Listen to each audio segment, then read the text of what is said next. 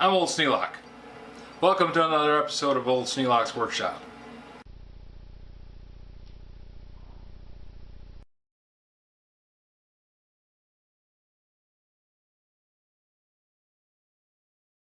I've set the compound at an angle that matches the degree that the bearing race was originally made to. All I'm going to do is try and make it bigger. With a rounded point on the cutter, it should smear the steel rather than removing it, and that should let me push the bearing race in.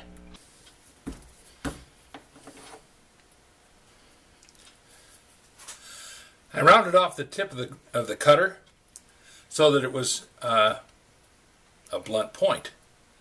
And then I'm setting it so that it runs above center and rubs. I don't want it to cut. I want it to rub.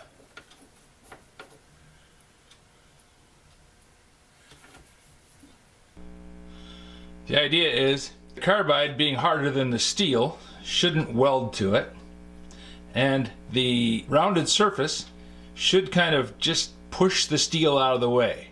It works. I've done it, but it's not the best way to go at this. But with the limited materials and difficult setup that I have, I think it's about the best I'm going to get.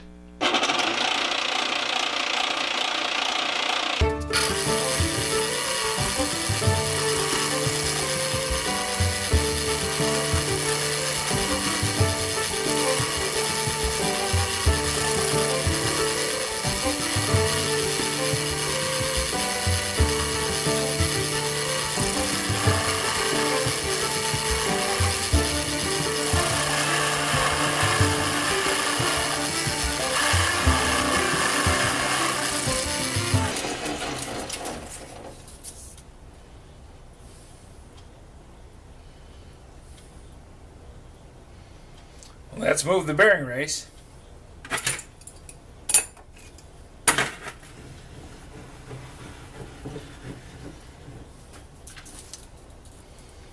But it's left the surface pretty rough. It does tend to abrade it a bit, but I haven't lost a lot of thickness on the bearing race. I'm going to go in here with a Dremel tool and see if I can polish that up.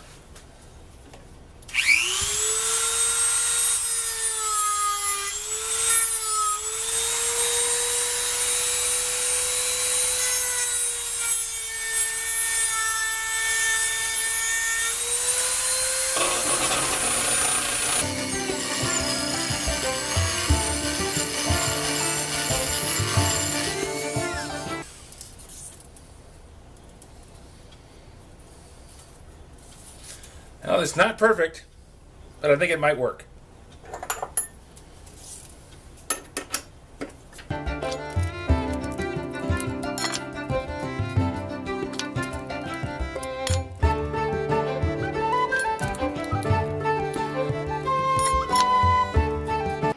I got a problem.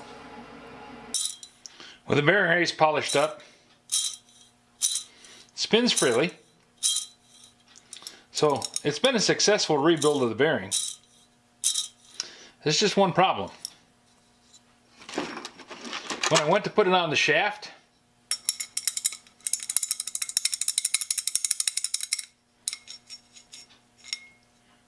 the diameter is totally wrong. Now the shaft had worn down some. In the center, where it was covered by the grinding wheel, it's 625, 5/8. Out here where the bearing rides, it's down to 600. So that's 25 thou under. About the same size on both ends. That means this shaft has been rolling in those bearings and grinding away for a long time and rusting. The rust wears away and the diameter gets smaller. Well, I could replace the shaft. I actually have a new piece of shafting here. I was able to go down to Tractor Supply and pick up another piece of 5/8 bar stock. But even though I have a new piece of 5/8 bar stock,